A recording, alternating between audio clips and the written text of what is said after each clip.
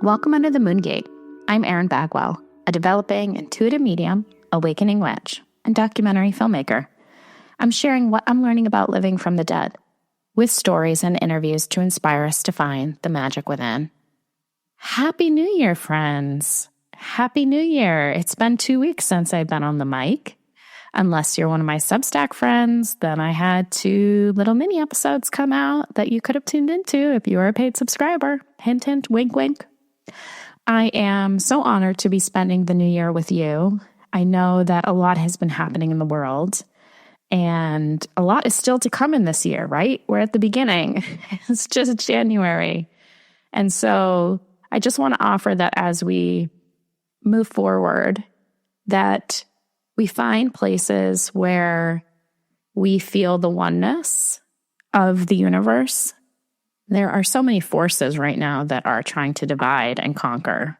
And I think when I feel division, ultimately when I tune into that energy of, oh, are you a California person? Are you a New Yorker? Are you a Democrat? Are you a Republican? What I feel in my gut instinctually is that there is just a flaming fear there. That the powers that be, culture, wants to keep us in this division so that they can uphold structures of power. And so I would ask this year, and maybe it's a wish for us all, that as we tune into ourselves and tune into our intuition, that we also tune into the compassion for other people. Because we are a lot more alike, and we have a lot more fun together than we do apart. And as I get older, I just continue to think that community is such a huge part of my development and how I exist in the world, and what's ultimately going to lead to our spiritual evolution. So I'm sending so much solidarity and so much love to friends who are in California who are dealing with the horrific fires. I have some links of some places that I've donated to below if people want to check those out. But I also want to offer a little bit of hope that this is an opportunity for us to continue to come together and to show each other compassion and to feel one another's stories and to really truly see them. And I'm excited because this episode, I am sharing space in just a few minutes with Skye Alexander, who is an incredible author. She has written almost 50 books. Wow. She's written historical fiction. She's written spiritual books. My favorite are her tarot books, her witchcraft books. If you've listened to this podcast from the beginning, you know that I have a deep relationship with Skye Alexander's Everything You Need to Know About Tarot, which has really just pointed me in so many great directions. And I'm so honored to take the time to talk to her and to learn about her witchcraft. We talk about Wicca's relationship to feminism. We talk about the creative arts and how you channel. And we talk a lot about self-care and about how these ideas around compassion and non-judgment are so important for our spiritual growth. So I'm so honored to have her here on the podcast, and I'm so honored to have you under the Moongate.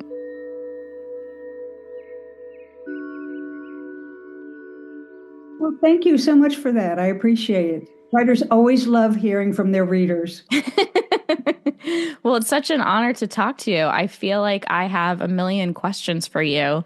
I'd love to know when you kind of first identified as a witch. What was that awakening or process for you? I know you've spoken that you have felt like a witch since birth, but like, was there a moment in your 30s that like really awakened you?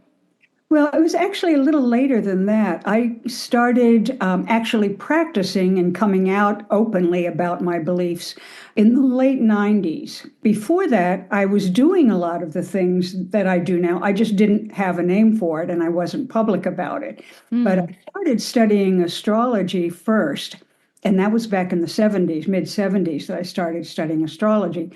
So things just started all coming together. And I think it was partly, even though I can't identify a specific moment, I can identify influences in my life. People started coming into my life who awakened certain interests or invited Mm. me to be part of a group of other people who were doing magic work and witches and Wiccans. And so that was, I guess, what you would call the awakening or the inspiration to follow my path the way I'm doing it now. And how did that convert, maybe being open to magic to then joining Wicca and being having that be kind of part of your core spiritual identity? Because I consider myself a witch, Mhm. and I practice, but I'm a little afraid of organized religion, I think, as a recovering Catholic. So I have been curious about Wicca, but I'm like a little bit of afraid of like an organization. You know what I mean? Yeah, yeah, I understand totally. And I live in a very small, very conservative, largely Christian community in the heart of Texas.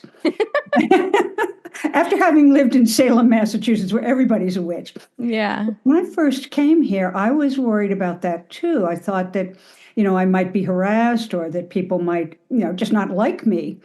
And the second week, I think, that I was here, I went with a girlfriend to hear some music in a club. And when I walked in, there were about a dozen women who had pulled tables together in the middle of the club, and they were all doing tarot readings. Okay, yeah, it's all right here. And they Yeah. invited me to join them, and some of them are still my friends today. That Mm. was 15 years ago. And I have never had a problem. I'm very open now about my practice. And I belong to a Unitarian Universalist church, which, as you may know, is very open-minded and multi-faith. And so I'm sort of the one who does the pagans holidays and Hmm. services on the pagan holidays. And I've been very much supported by my community. So my books are for sale here in the bookstore. And I do sometimes tarot readings. I'm off asked to do tarot readings at one of the bookstores. And I have never had a problem, even though I thought I would. That's beautiful. Mhm. And how did you get connected with Simon and Schuster and your writing journey? I think it's such an interesting path because when I think about you, I feel like you're like one of the foremothers of like witchcraft publications. So how did that relationship start? Well, actually, the imprint, which is a division of Simon and Schuster, they have many. The Hmm. imprint that I am with is called Adams Media, and they were an independent company, publishing company, before Simon and Schuster bought them.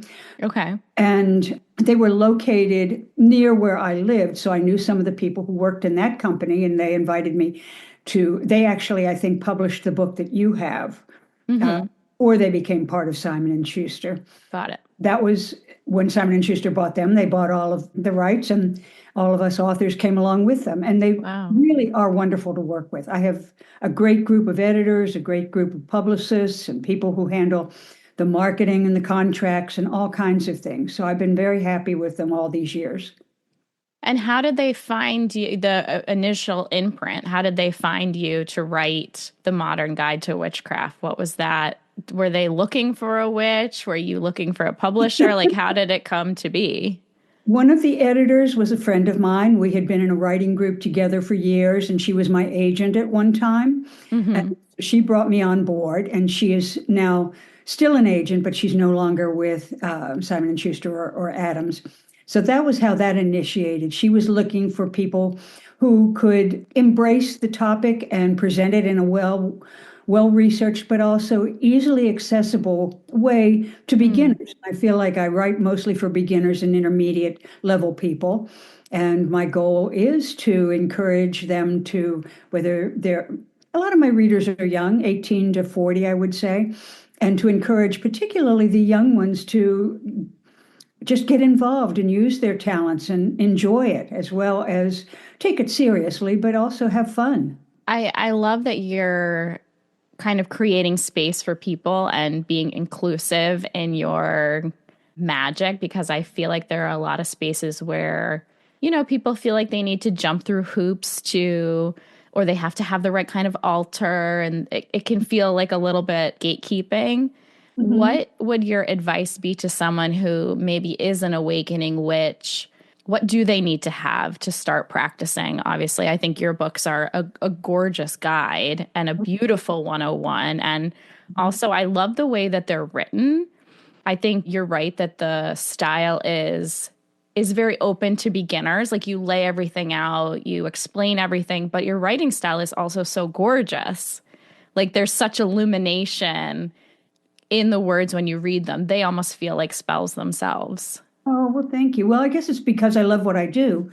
And so it just comes through. But what I would say to beginning witches is that the only thing you need is an open mind and the willingness to embrace your, your path. You don't need an altar, you don't need crystals, you don't need all the tools and the other accoutrements. They help because they set a mood for you and they help you to move from mundane space into magical space. They aren't necessary. All you need is your mind and to have, I also think, an open heart and to trust yourself, not doubt that you can do this, because it's a natural part of who we really are. We're all creative beings.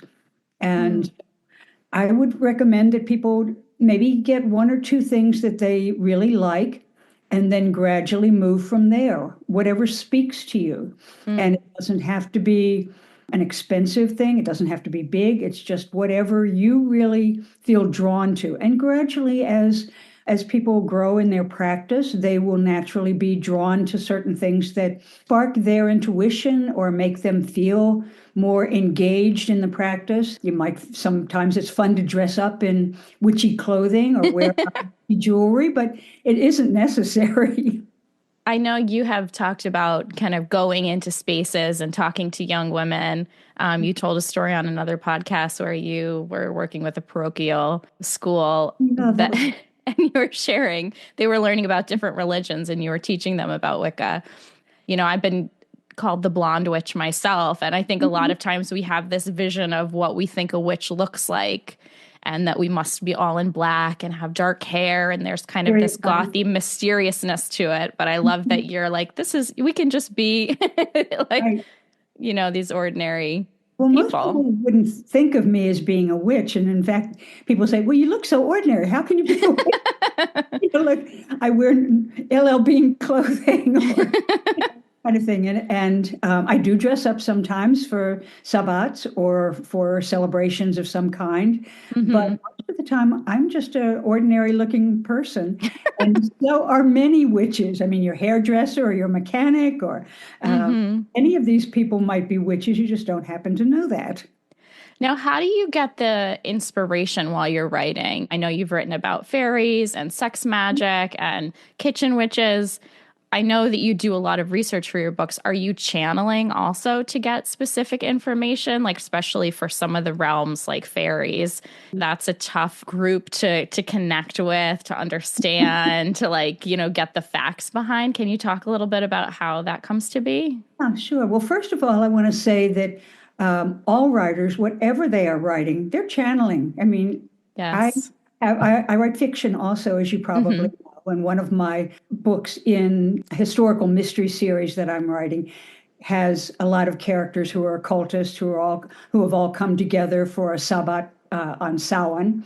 And one is an astrologer, one's a tarot reader. There are mediums who are channeling and all kinds of magic, and there's even a Samhain ritual included in it. But all of us are openly receiving information from whether it's spirit or friends on the other side or whomever it is that wants to talk to us. We are always channeling. And so I do a lot of research, but I also bring a lot of it that is my practice over the many years that I've been doing this. In the fairies book in particular, I have a good friend who lives in Maine, whom I've known for a long time, and we've done magic together for many years. And he works a lot with fairies, and so he helped me in some ways with that part of the book in terms of getting in touch with them, because I have to admit, I'm a little wary of fairies. I mean, they aren't all nice guys. They really are not Tinkerbells. And they are tricksters. So working with them requires a little bit of protection, more so maybe than doing some other types of magic. They're also thieves. They've stolen some jewelry from me. Combination. I do a lot of research, as you can tell, particularly for the historical parts and how various traditions are played out and worked with in other cultures, where those came from. So, combination. I'm so curious what your kind of day-to-day life is like with magic. Do you have any specific rituals or practices or things that kind of help enhance your abilities or kind of get you more in tune? Well, I meditate every day and communicate with my spirit helpers and guides and goddesses and gods that are part of my particular pantheon, if you will. Mm-hmm. And I do have an altar that I do communication with these spirits in front of the altar every day. And I think because I've been doing this for so long, I just weave it into my everyday life. So that, for example, in my Kitchen Witch book, I talk about how not only are the foods that you're using and the spices and all the other ingredients important to your spell, but things like projecting positive thoughts into the food while you're cooking it. Mm. And if you are, for example, trying to attract something into your life, you stir in a clockwise direction. If you're trying to banish or decrease something, you stir in a counterclockwise Mm. direction. So just little things like that are part of my everyday practice. And I'm only maybe somewhat conscious of doing it because it's so ingrained into what I do. And I'm always in a state of trying to communicate better with my helpers in the spirit realm and talking with them and saying prayers. And, I make offerings and things like that.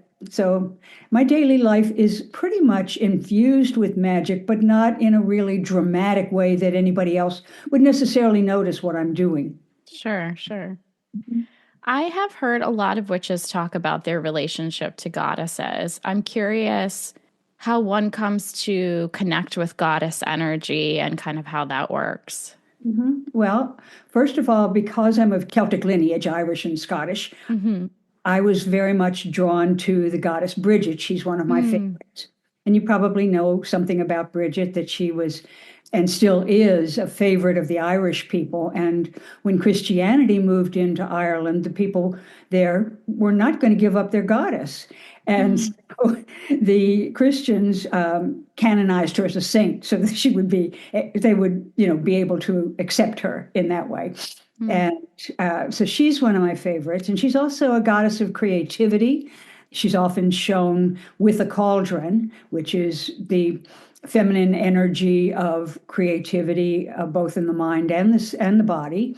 And so that also ties in for me with my interest in creating magic and creating artwork and writing. That was one of the other things I should have mentioned to you earlier, is that I do a lot of painting. I started doing a tarot deck, and Mm. I've got about halfway through, and I weave spells into my paintings. Oh, wow.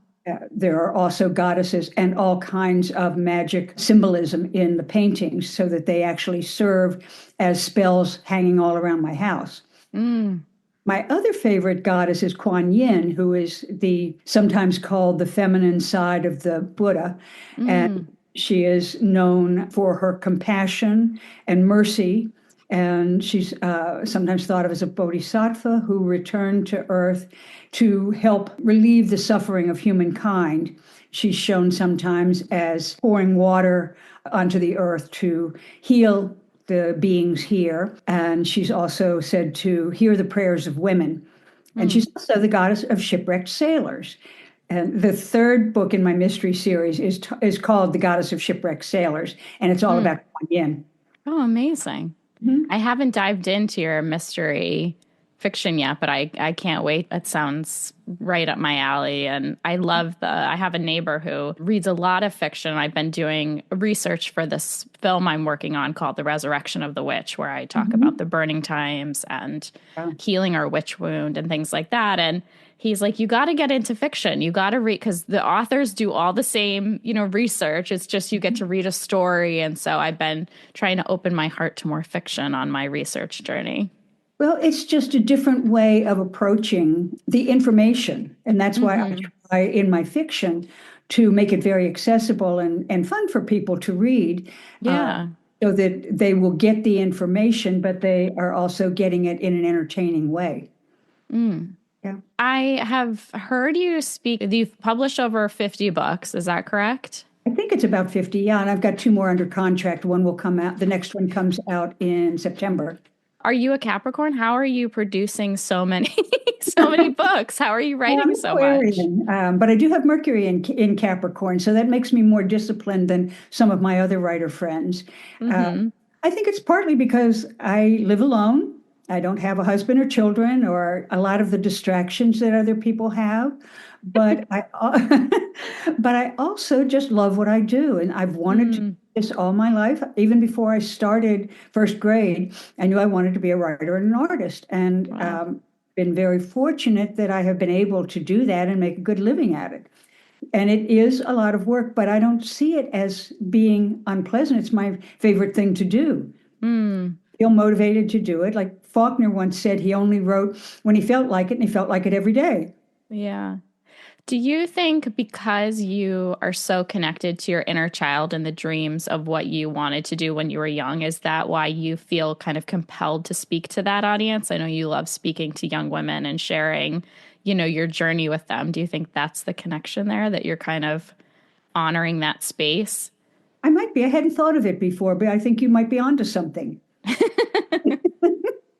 I think just because I know that it is difficult. Sometimes it's a lot easier than it was when I was that age, but Hmm. it's sometimes difficult for young people to have the faith in themselves and the courage to do that. And they may not be getting inspiration or encouragement from their families or their community or other people in their lives. And so I really like being able to talk to them and say, yes, you can do this. If I can do it, you can do it. And to encourage them to be true to themselves no matter what other people say. If this is what they're being called to do, then they may not be fulfilled any other way. Mm. I'm always curious when people make big moves. I know you had mentioned that you were in Massachusetts and then you just moved here to Texas. Is there a reason you came down south? Yeah, there were a number of reasons. I mean, the primary one was a man who's now deceased. My Mm, mom lived here, and she lived in the Dallas area, and she was getting older. And thought, well, it might be nice for her to have me close by, and also warm weather. I got tired of mm. shoveling snow Sure, sure. and I'm in being cold Buffalo, all so I the time. understand. Yeah, I would not have ever thought that I would have moved to Texas, though. I loved Massachusetts and I still miss it. And I think it's really beautiful and I love the history. But it's much easier living here. Like it's 72 degrees today. That's nice. I'm always surrounded by a wintry mix this time of year, so it's a little bit chaos. But I do like the connection to the seasons. I have lived somewhere where it's been summer year round and I feel a little out of alignment when I'm not connected to the changing of the seasons. I agree with you. We say we have four seasons here. We have almost summer, summer, Hmm. and Christmas. There you go. I'm curious. I think one of the interesting things about Wicca is its relationship to feminism. Mhm. And I know we are at a point where we are in a rise of people kind of awakening and being more comfortable learning about tarot and taking classes and picking up books like yours at Barnes and Noble. And I'm wondering if you have any thoughts about that correlation. There's definitely a correlation. In fact, most people don't realize that Wicca is a relatively new religion, and Mm, witchcraft and Wicca are different. You don't have to practice witchcraft if you're Wiccan. Wiccan is a religion, not a practice. Most people that I know who are Wiccan do practice magic spells and other types of magic work, but witches also can be of any tradition. It doesn't have to be Wicca. They can be Catholic, they can be non-believers in anything. It doesn't really matter. Wicca really was established in the 50s. And it started taking off during the wave of feminism that began in the early 70s and has grown alongside feminism. And it's mostly, I think, because people like me, and probably people like you too. I mean, you said you were a recovering Catholic. We were raised to believe that there was a Father God, period. I think for feminists and women in general, we felt kind of left out. I mean, where is the mother god, the mother goddess, the mm, mother part of not only the religion, but in our whole world. None of us would be here without our mothers. And so I think that as feminism has grown and women have become more comfortable with their power and with exercising it, it's natural that they would turn to Wicca and become interested in embracing the goddesses and the goddess energy, or the divine feminine, whatever you want to call it. Yeah, I think that's a little bit of the thesis of the film that I'm working on right now, because I feel like I made a film 10 years ago called Dream Girl, which is about female entrepreneurs in New York City. Mm-hmm. And, we've heard a lot about how if we don't view ourselves as leaders, how can we be leaders? And so this film was a really great group of diverse women of all different ages and all different scopes of business. And it really inspired a lot of women to start companies after they saw it. And I've been thinking about religion and spirituality for a long time and trying to figure out kind of like what the hook is in telling that story, because it's so complicated. Yeah. And the thing that I've landed on is, how can we spiritually evolve if we don't view ourselves as divine? And we're surrounded by, as you said, all of these religions that are, head by men and run by men. It's like, well, where's our story if we can't see our faces in the narrative? How are we going to, become our most authentic self? Well, it's a process. I mean, think about it. For thousands of years, we've been marginalized. Mm-hmm. And even with all the progress that's been made in the last, 30, 40 years, there still is inequality existing all around us.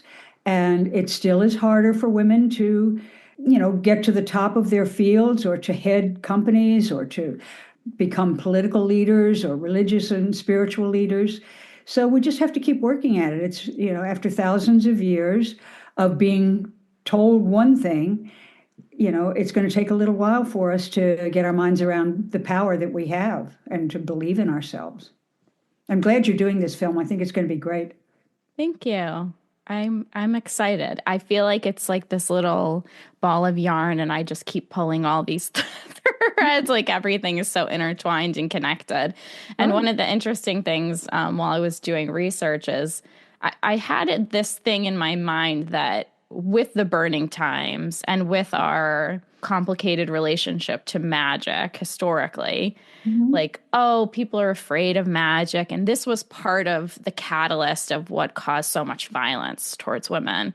And then I started doing research about Merlin Mhm.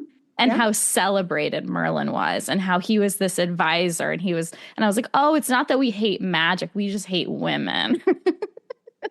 And this was used as a controlling device, Mhm. because if, again, men are allowed to have some of these attributes that women, are seen as less than if they carry them, which I thought was interesting.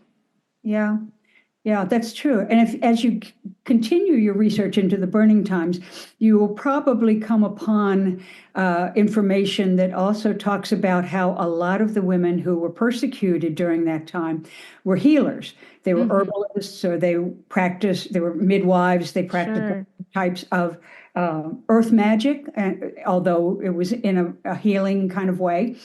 And at that time also, men were coming into authority in what we would now see as, allopathic medicine rather than homeopathic medicine. And so there was a conflict there in terms of who is going to be in charge of the medical profession, if you will. So that was women were seen as a threat in more than one way at that time. Yeah, it's like it feels like a domino effect of Mhm. shutting down this source of power for women. Especially, I've learned that Catholic Church specifically like outlawed visiting those women in the woods because they wanted to be kind of the spiritual center for towns and Right. co-opt control. So, it was outlawed. They wanted the money to come through the church instead of to these Mhm. women. So, I mean, there's so many layers of how it happened, which is why I feel like it's this ball of thread that it's like you think it's one thing and it's really 10 other things. Oh, but that's part of what makes it fun. I mean, particularly when I'm writing fiction, I don't know where it's going to go. I mean, Mm. my next book that'll be out in September, I didn't know who done it until the next to the last chapter. So, What? yeah, you just keep pulling threads. You're right. And things Yeah. unraveling, and other stuff comes to you that you hadn't expected. And it's Mm, just a wonderful evolving process. yes. I think my favorite part of the filmmaking is the editing where you're putting it all together Yeah, and where all the pieces kind of form. And you're right. I think a good documentary or probably any good story, it's like you're asking a question and you're kind of seeking that answer and right, coming to something. right. And just allowing all those things to come through and lead you wherever they go. Yeah. I feel very superstitious when I'm creating. I almost think of the piece of art as like a separate being to me or a separate entity. Do Mhm. you have any superstitious creative beliefs around kind of when you're making something or how to serve the story? Or, do you have altars for it? Or is there any kind of magical practice around your creative work? Not really. I do know that some people are very hesitant to talk about their work while they're writing Mm, or talk about their art when they're doing it. They feel like that will diminish the energy that they have to bring to it, or mm, they just don't feel comfortable discussing it before it's finished. I'm not like that. I really don't have any superstition. And once again, that may be because I've been doing it for so long that I trust that it will come through. Sometimes I have writer's block, just like everybody else. I just went through a period of just focusing on marketing and promotion rather than mm. doing much writing. And I couldn't get a story to come through. And I kept trying to force it and talking to characters and saying, well, do you want to be part of this story? But finally, I just relaxed and said, well, whatever happens will come through. And if this is my last book, well, so be it. And about that time, characters started showing up and talking to me. So I really am not superstitious at all about it. I know that it will come through at some point, and I just go with it. Yeah. It's so funny that it took you the moment of surrender to Mm-hmm. receive, right? Isn't that Yeah, always yeah, the yeah. way where we're like, It's forget always it, it's lovely. fine, it'll be the last one, and then it's like do do do do do. It's that I way everywhere in life. yeah, I struggle with surrender. It's a tough one for me. Mhm. It is. Well, first of all, don't be afraid of it. I mean, as you said, a lot of people are afraid of magic. They've seen, Hollywood presentations and they've heard things from the church or from other so-called authorities who have, like I had one guy, a friend of mine who is very devout Catholic still. And many years ago when he first discovered, he looked me up online and then got in touch and he said, how can you be a witch? You're so nice. And I said, whoever told you witches aren't nice? Those people had an agenda. We are Hmm. ordinary people like everybody else. And we don't go around putting hexes on people and turning people into toads and all that stupid stuff.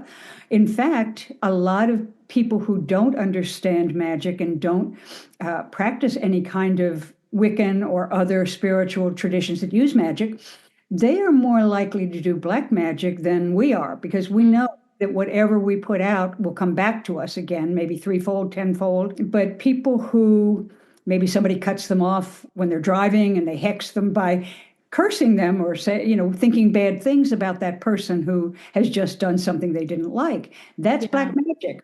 And so we need to be careful, I think, all the time of creating with our thoughts because every thought, every word, every action has power. And so when we say something that's hurtful to someone else, that's creating harmful negative energy. And so exit out and give it a positive spin if you can. So Mm. I think that that's one thing I would say to people is just be very aware of your thoughts. Try to keep them on a positive level. Also, one of the things that I think a lot of people tend to do is say bad things about themselves. They'll say, "Oh, I'm so Mm. stupid. I'm so careless," or, I don't work hard enough. And there's a sense that we are obligated to do more or to be better in somebody else's eyes or to please someone else, whomever that might be. And if that isn't true to your own inner self, then perhaps you want to reassess that and be careful because when you say, oh, I am something, you are really drawing some very powerful magic to yourself. The Mm. words I am are very, very powerful words. So I would encourage people to Be nice to themselves. Be kind to yourself. Give yourself a pat on the back. I mean, you've made it this far in life. You've had to deal with some obstacles and some challenges, and give yourself credit for that. Amazing. Ah, I'm receiving that. I'm receiving it. Good. Do you have a group that you do spell work with? Not right now. I did when I lived in Salem. Mm-hmm. We had one that was actually met in New Hampshire for all the Sabbats, and people came from all over New England. That was a pretty big group. We probably had about 60 people. Oh, wow. And in Salem, they have huge rituals. I mean, hundreds and hundreds of people. And Sure. some of them are public so that people can come and join in and, dance and play music and participate in the celebration. But here I really don't. I still do work with individuals. If somebody has something that is a concern for them, and I can help, sometimes I will. It depends on what the circumstance is. And I still do work with my friend in Maine on long distance basis. We don't get together because there's 2,500 miles between us physically, but mentally and in other ways we communicate. So yeah, I don't have a group here. I have a number of friends who are magical practitioners here. And so I will get together with them sometimes for most to do fun stuff. But and and there are some other pagans at my church, and we get together and do some different stuff. Sometimes maybe for Beltane, we'll do a big outdoor maypole dance. I don't know. We'll see if we can find the room to do that. So, and I give them little, like at Yule, I always do ashes and do little magic spells for a good year and pass those out to people. So, it's a little bit more casual. It's not like I formally meet with a group now the way I did when I lived in New England. Yeah. I'm just always curious how it manifests, individually and with a community, thinking about how crystals amplify. Sometimes when I have like a meditation group that I do just on Zoom. We meet once a week, and we kind of started meditating for world peace, and then we kind of started channeling, and we do all kinds of weird stuff together. And I find that being in the circle, more interesting things happen. I agree with you. And in fact, after we are not, communicating anymore today, that's where I'm going, is to my meditation group. I have a group that meets once a week, and we meditate together first, and then we have a topic of some sort of inspirational or spiritual nature. We have 3 Buddhists who are in the group, me, 2 people that practice Native American spirituality, one woman who doesn't define herself in any particular way, but she's really an earth healer. And we and then there's one guy who really isn't quite sure what he is, but that's okay too. Yeah. And some other people will come and join us. So we do that once a week, and it's kind of nice to we take turns bringing a topic to talk about, or bringing a podcast. We could bring our podcast sometime. And just different ideas or concerns that we have, and we share them with each other and approach them from those different perspectives. So yeah, like I understand totally how you feel about meditating with a group, and that's a whole different energy for me than meditating alone. Yeah, well, I find that as I'm kind of sorting through my spirituality, and I will say I'm a fairly new witch, and I've been tapped into my mediumship and intuitive abilities maybe for about a year now. And so I'm finding that it's so helpful to have concrete resources like yours and your books that validate and kind of offer some community, while you're learning and educating, because I feel like there's so much to learn and absorb, but then also to be in community with other people where can share, is this normal, or how's this feeling, or tell me about this, is such a godsend for the process, Well, I agree with you, and you will always be learning. Every day I learn. Yeah. So never end. And that's wonderful. I mean, I love the fact that, I have a little saying that I do every hour, and I say, okay, I open my awareness now for something unexpected and wonderful to come into my life in the hour. And it's amazing some of the stuff that happens. Like Wow. somebody like you might get in touch with me and say, "Hey, would you like to do a podcast with me?" Or I might see a good review of my book. Or one day I saw a whole flock of wild turkeys walking across my front yard. I mean, it's all kinds of stuff like that, things that I would never have expected. And that's what's so cool about it. But I learn something every single day without necessarily consciously seeking it, but just opening myself to receive it. Mm. And I like that you are specifically asking because I feel like we forget, or I forget, to ask for what I need, to ask for the signs, to ask to Mhm. be, to receive something unexpected. That's really gorgeous. I love that. I'm going to try to. I used to have a little alarm on my phone that would go off and I would do like a world peace breathing Yeah. Yeah. meditation, but maybe I'll sneak a little expect the unexpected in there too. That sounds great. That could happen too. Sometimes it's just meeting somebody it's time for that person to come into your life, or somebody who's just bringing you a kindness. Like I was out walking one day and it was a hot day, and a young woman I'd never seen before walked past me and said hello. And then she stopped and she said, "Do you have water? I've got an extra bottle of water here." Aw. Well, things like that. And you're just, when you're opening yourself to have unexpected, wonderful things come into your life, they will. But sometimes you have to invite that, and you have to make the space. Mm. Yes, absolutely. So, do you have any big dreams for this year as we move into the new year? Anything that you're excited about or nervous about? Well, I'm looking forward to getting into doing my next book in the mystery series. I just written the first chapter, and I'm still talking to the characters and getting to know them. So I'm looking forward to doing that because it feels good. It's all about the fashion industry in New York City during the mid 1920s. Hmm. And so I think that'll be fun. I love the clothing from that time period, and so that's one of my major goals. I don't know if you're familiar with an international organization called the Friends of the Library, but it supports a Only lot of. through you. I know that you're part of Yeah. it. So I'm the president of our local group, and I've just invited two wonderfully creative women to join our board, and they're going to bring a lot to it. And so I'm looking forward to reaching out and growing our organization and making it more well known to people in the community, and bringing other businesses and organizations into supporting us. And so that's one of my other goals. That's probably all I can think of at the moment, but that doesn't mean something new won't come to me as soon as we stop talking. Do you do any New Year rituals or intention setting or kind of tarot year ahead spreads or anything like that for the new Always year? do it. I always do a tarot spread. I do usually two on Yule. One Hmm. of them is the Celtic Cross, but I also do a Wheel of the Year one where I'll start with a horoscope wheel, and Mhm. where it's like an astrological wheel. I call it a horoscope spread. And I put a tarot card in each of the houses to see what's likely to happen for me in the coming year. I do a Yule fire and make little packets of ashes, good wishes for the new year, blessing in those for all of my friends and neighbors. And I make maybe 100 or so and pass them out. Oh, wow.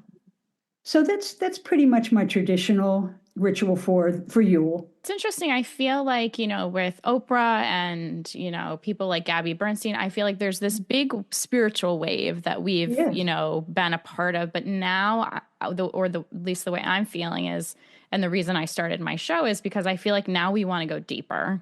Hmm. We're understanding our interconnectedness. We can see the signs, things are happening, the synchronicities, but then where do you go for more? And I think people are really craving these deeper conversations, but I think it's harder to find people who are really open about their practices Hmm. and willing to talk about them. Yeah, and it does depend, I think, to a large extent on your connections in the community or in your family, or some people who have jobs that, might Sure. prohibit them from being as open as I can be. I mean, I can do whatever I want in terms of, because, there's nobody who's going to tell me not to. And because Mm-hmm. I write about it, I'm open and I'm a public person, uh, Mm-hmm. I don't have any limitations on me. Nobody tells me that this is not a good thing for you to be doing. Yeah, yeah. When I was a kid, my mother was open to this sort of thing. She Mm. never told me I couldn't do this. And she was really interested, and I think proud of me for going in this direction which was something she couldn't have done when she was young. So Mm. I've really not had a lot of the negativity that other people have had, and I don't have that now. So I'm free to do pretty much what I want to do. But I do understand how people have to be careful, particularly if their families are really opposed to it or afraid of it, or if they have to make a living and they can't reveal their inner beliefs because it might interfere with their jobs. So I get it. Yeah. I also think I know when I've done past life regressions that I have been burned before. Oh, yeah, me too. And I know that I really struggled with like feeling just safe. As a person, that was a big part of I guess part of the coming out of the broom closet, so to speak, but just kind of anchoring myself in the safety of just knowing that there has been so much pain in the past. Right. I'm reading I've been reading some interesting books that they're not new books. They've been around for a long time that might be worth looking into. And you may be familiar with them already. There's one series called Conversations with God by a guy named Neil Donald Walsh. And these are all channeled books.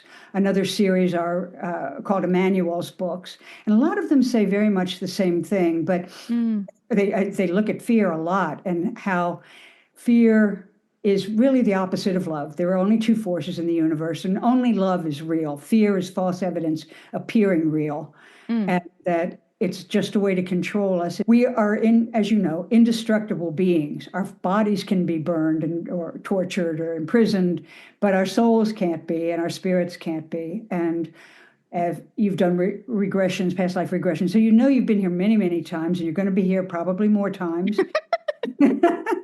So that it helps me because we're all inundated with fear mongering all the time. I mean, turn on the TV. I don't have a TV, which helps.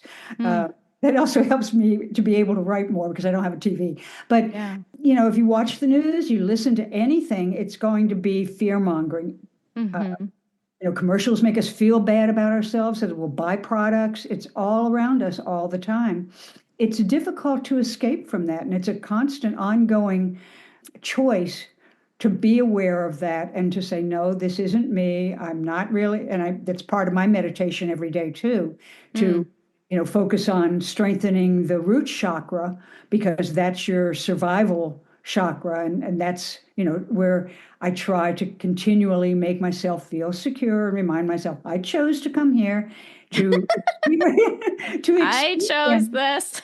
Yeah, to experience life as a physical being, a human living in a physical world, Mm-hmm. and that this is just about experiences. It's not a hardship. It shouldn't be a hardship. It should be a way to embrace the opportunities, the challenges as well that come my way, and to not only learn from them, but just to say, hey, this is an experience of being human. This is what human is like, all extremes, and to get the most out of it. So, we all struggle with that. I don't think it's possible to live in this world and this climate of what we are experiencing now without having to address fear and pain and hardship and all the other things, along with all the good things and the fun things and the excitement that come along with being human, things that we can't experience in the spirit world.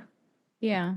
Well, it reminds me of what you said about surrender. It's like once we get Mhm. past the fear part of it, then Mhm. everything kind of opens up, right? And you get to feel that love and you get to feel the relief and the release of it. But kind of moving through that is, I It's guess, is part of the journey.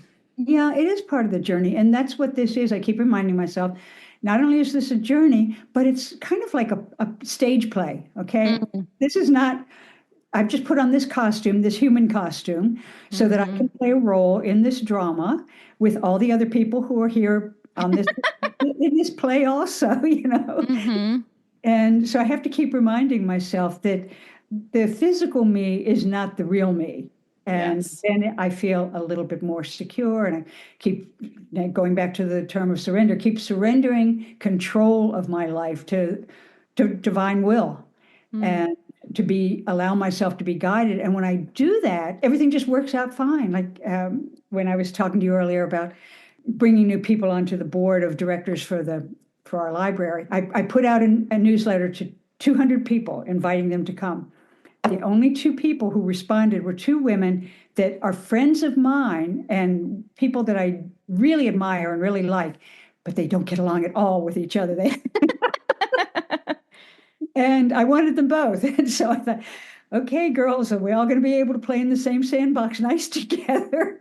But then I thought, maybe they are the only ones who came to me because I could help facilitate a reconciliation between them Yeah. and be friends again and get over, the fight that they had. And they can, maybe that was the reason that they were the only two who responded to the Wow. call. Yeah.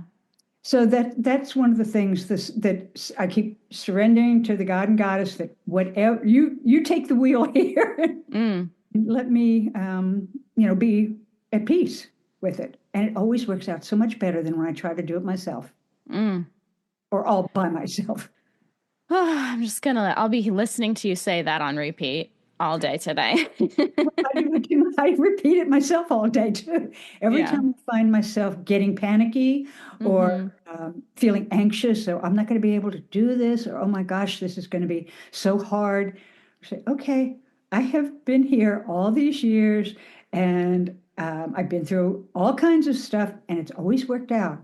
Even things that I thought were the worst thing that ever happened to me. Like when I got divorced, I thought this is the worst thing that's ever happened. And then 6 months later, I met the man of my dreams. And we were together for the rest of his life. Wow. So, things often that you think are going to be really awful turn out to be blessings in disguise. And of course, through everything, as you know, you learn through the process. Everything is a gift of some kind. It may not be easy. And in fact, part of the reason I think we come to the earth plane is to experience the hardships as well as the joys. Sure. Part of being human. Well, it also makes us so much more compassionate, right? When we've had to kind of dig through the mud and understand where people are coming from, and everybody has something they're dealing with or working through. Right. And I have to remind myself that every time I am talking with someone, that this person has pain also. They may seem to be all okay and happy and in charge and successful, but each one of us is dealing with inner demons or inner hurts or old past stuff that we still haven't gotten quite over yet. And that you're right, compassion and loving kindness is really important. And it has, to me, as I've gotten older, been a big factor for me to try to be kinder to people and not only of myself. Yeah. That doesn't mean you sacrifice yourself, because you have to be true to your own, your own being and your own inner wisdom too, but to just be more gentle with other people too. And the people who are unkind and hurtful and aggressive sometimes are the ones who are hurting the most, and they're asking for love. They just don't know how to do it in a nice way. Yeah. And thank you again. I know I mentioned it at the beginning, but I really feel like this was a full circle moment for me. And I've been so excited about talking to you. My book club, who calls me the Buffalo Medium, the minute you said yes to this interview, I was like, oh my God, I got Skye Alexander. She's going to come. And your work means so much to me and has been such an integral part of my journey spiritually. So grateful to have had the conversation. Well, that makes me very happy, because that is my goal in life, helping to fulfill that dream for me. So thank you so much.